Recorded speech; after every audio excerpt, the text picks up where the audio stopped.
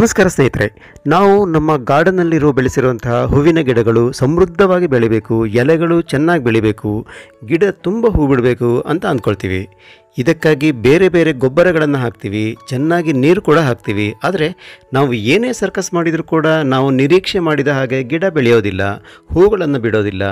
ಇದಕ್ಕೆ ಮುಖ್ಯ ಕಾರಣ ಏನು ಅಂತಂದರೆ, ಗಿಡಕ್ಕೆ ಬೇಕಾಗಿರುವಂತಹ ಪರಿಪೂರ್ಣವಾದ ಪೋಷಕಾಂಶಗಳು ಗಿಡಕ್ಕೆ ಸಿಗ್ತಾ ಇಲ್ಲ ಅಂತ ಅರ್ಥ. ಹಾಗಾದರೆ ಈ ಪರಿಪೂರ್ಣ ಪೋಷಕಾಂಶಗಳು ಅಂತಂದರೆ ಏನು, ಇದನ್ನು ನಾವು ಹೇಗೆ ತಯಾರು ಮಾಡಬಹುದು, ಈ ಎಲ್ಲ ವಿವರಗಳನ್ನು ಇವತ್ತಿನ ವಿಡಿಯೋದಲ್ಲಿ ಹೇಳ್ತಾ ಇದ್ದೀನಿ.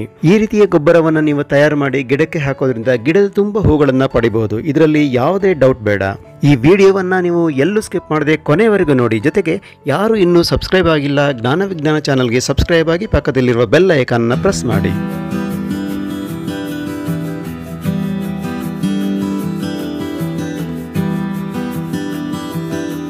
ಸ್ನೇಹಿತರೆ, ಗಿಡ ಚೆನ್ನಾಗಿ ಬೆಳಿಬೇಕು, ಗಿಡದ ತುಂಬ ಹೂ ಬಿಡಬೇಕು ಅಂತಂದರೆ ಪೋಷಕಾಂಶಗಳು, ಪೌಷ್ಟಿಕಾಂಶಗಳು ಅಂದರೆ ನ್ಯೂಟ್ರಿಯೆಂಟ್ಸ್, ಮೈಕ್ರೋನ್ಯೂಟ್ರಿಯೆಂಟ್ಸ್ ಮತ್ತು ಮ್ಯಾಕ್ರೋನ್ಯೂಟ್ರಿಯೆಂಟ್ಸ್ಗಳು ಇರಬೇಕು. ಮುಖ್ಯವಾಗಿ 6 ಮ್ಯಾಕ್ರೋನ್ಯೂಟ್ರಿಯೆಂಟ್ಸ್ಗಳು ಅಂತಂದರೆ ಪೌಷ್ಟಿಕಾಂಶಗಳು ಈ ಗಿಡಗಳಿಗೆ ಕೊಡಬೇಕಾಗತ್ತೆ. ಅವು ಯಾವ್ಯಾವು ಅಂತಂದರೆ nitrogen, phosphorus, potassium, calcium, magnesium ಮತ್ತು ಸಲ್ಫರ್. ಇವಿಷ್ಟು ನ್ಯೂಟ್ರಿಯೆಂಟ್ಸ್ ಇರುವಂತಹ ಗೊಬ್ಬರವನ್ನು ನಾವು ಗಿಡಕ್ಕೆ ಕೊಟ್ಟರೆ ಗ್ಯಾರಂಟಿಯಾಗಿ ಗಿಡದ ತುಂಬ ಹೂಗಳನ್ನು ಬಿಡುತ್ತೆ. ಆದರೆ ನೀವು ಯಾವುದೇ ಒಂದು ಗೊಬ್ಬರವನ್ನು ಹಾಕಿದರೂ ಈ ಎಲ್ಲ ಪೋಷಕಾಂಶಗಳು ಗಿಡಕ್ಕೆ ಸಿಗೋದಿಲ್ಲ. ಅದಕ್ಕಾಗಿ ಅಂತಲೇ ಈ 6 ಪೌಷ್ಟಿಕಾಂಶಗಳು ಉಳ್ಳಂತಹ ಗೊಬ್ಬರವನ್ನು ನಾವು ಈಸಿಯಾಗಿ ಮನೆಯಲ್ಲೇ ಹೇಗೆ ತಯಾರು ಮಾಡ್ಬೋದು ಅನ್ನೋದನ್ನು ಇವತ್ತು ತಿಳಿಸ್ತಾ ಇದ್ದೀನಿ. ಹಾಗಾದರೆ ಬನ್ನಿ, ಈ ಗೊಬ್ಬರವನ್ನು ತಯಾರಿಸೋದಕ್ಕೆ ನಮಗೆ ಏನೇನು ಬೇಕು, ಆಮೇಲೆ ಇದನ್ನು ಹೇಗೆ ತಯಾರಿಸೋದು ಅನ್ನೋದನ್ನು ನೋಡ್ಕೊಂಡು ಬರೋಣ.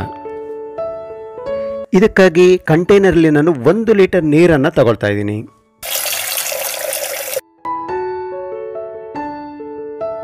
ಇದನ್ನು ತಯಾರಿಸೋದಕ್ಕೆ ನಿಮಗೆ 3 ಇಂಗ್ರೀಡಿಯೆಂಟ್ಸ್ ಬೇಕಾಗುತ್ತೆ. ಮೊದಲಿಗೆ ಆನಿಯನ್ ಸ್ಕಿನ್ ಅಂದರೆ ಈರುಳ್ಳಿ ಸಿಪ್ಪೆಯನ್ನು ತಗೊಳ್ಬೇಕು. ನೀವು ಮನೆಯಲ್ಲಿ ಬೀಸಾಡುವಂತಹ ಈ ಆನಿಯನ್ ಸ್ಕಿನ್ನನ್ನು ನಾವು ಈ ಲಿಕ್ವಿಡ್ ಗೊಬ್ಬರವನ್ನು ತಯಾರಿಸೋದಕ್ಕೆ ಉಪಯೋಗಿಸೋಣ.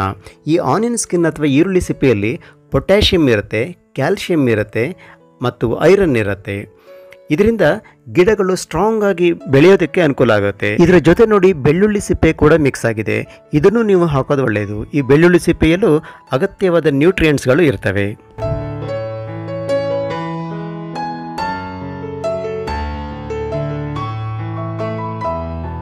ಈಗ ಈ ಈರುಳ್ಳಿ ಸಿಪ್ಪೆಯನ್ನು ಈ ನೀರಿಗೆ ಹಾಕಿಬಿಟ್ಟು ಇದನ್ನು ಚೆನ್ನಾಗಿ ಮಿಕ್ಸ್ ಮಾಡಬೇಕು.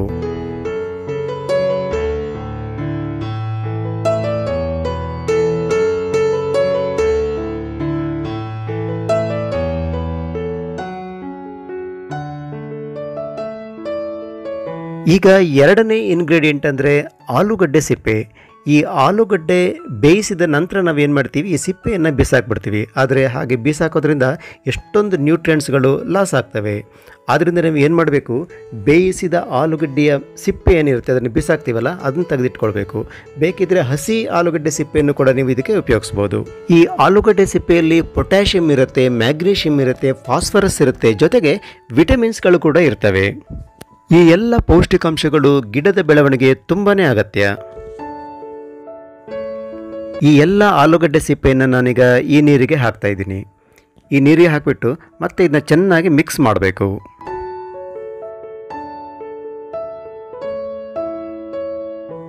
ಈಗ ನಾನು ಹಾಕ್ತಾ ಇರೋಂತಹ 3ನೇ ಇಂಗ್ರೀಡಿಯೆಂಟ್ ಅಂದರೆ ಯೂಸ್ ಟೀ ಪೌಡರ್. ಅಂದರೆ ನಾವು ಈಗಾಗಲೇ ಉಪಯೋಗಿಸಿರುವಂತಹ ಟೀ ಪೌಡರ್.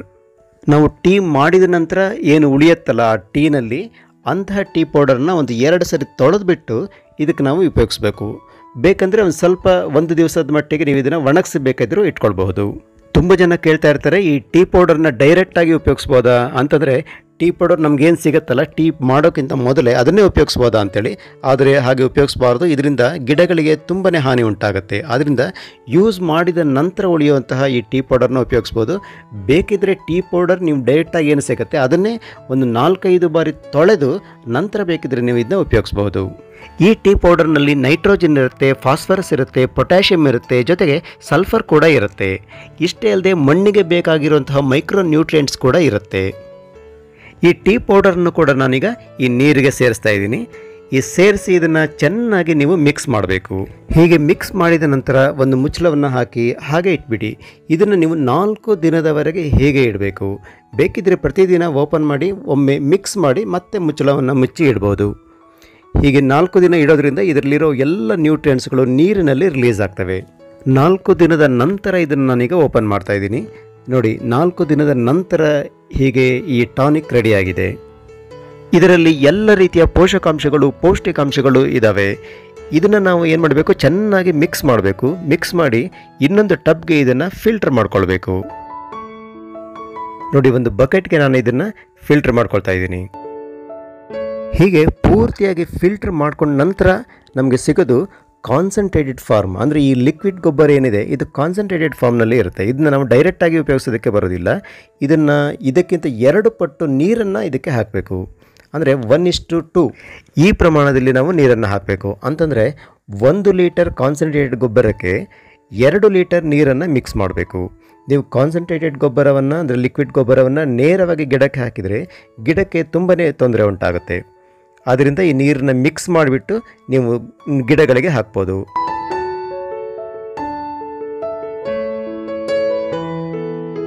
ಈ ಲಿಕ್ವಿಡ್ ಗೊಬ್ಬರವನ್ನು ನೀವು 15 ದಿನಗಳಿಗೆ ಒಮ್ಮೆ ಕೊಟ್ಟರೆ ಸಾಕು, ಗಿಡದ ತುಂಬ ಹೂವನ್ನು ಪಡಿಬೋದು. ನೋಡಿದ್ರಲ್ಲ ಫ್ರೆಂಡ್ಸ್, ಈ ಲಿಕ್ವಿಡ್ ಗೊಬ್ಬರವನ್ನು ನಾವು ಹೇಗೆ ತಯಾರು ಮಾಡೋದು ಅಂತೇಳಿ. ಈ ವಿಡಿಯೋ ನಿಮಗೆ ಇಷ್ಟ ಆಯಿತು ಅಂತ ಅಂದ್ಕೊಳ್ತೀನಿ. ಇಷ್ಟ ಆದಲ್ಲಿ ಒಂದು ಲೈಕ್ ಕೊಡಿ, ಕಾಮೆಂಟ್ ಮಾಡಿ, ಹಾಗೂ ಈ ವಿಡಿಯೋವನ್ನು ಶೇರ್ ಮಾಡಿ. ಜೊತೆಗೆ ಜ್ಞಾನ ವಿಜ್ಞಾನ ಚಾನಲ್ಗೆ ಸಬ್ಸ್ಕ್ರೈಬ್ ಆಗಿ ಪಕ್ಕದಲ್ಲಿರುವ ಬೆಲ್ ಐಕಾನನ್ನು ಪ್ರೆಸ್ ಮಾಡಿ. ಇದರಿಂದ ನಾನು ರಿಲೀಸ್ ಮಾಡುವಂಥ ಎಲ್ಲ ವಿಡಿಯೋಗಳ ನೋಟಿಫಿಕೇಷನ್ ನಿಮಗೆ ಸಿಗುತ್ತೆ. ಹೊಸದೊಂದು ವಿಡಿಯೋದೊಂದಿಗೆ ಮತ್ತೆ ಸಿಗ್ತೀನಿ. ಅಲ್ಲಿವರೆಗೂ ಬೈ ಬಾಯ್.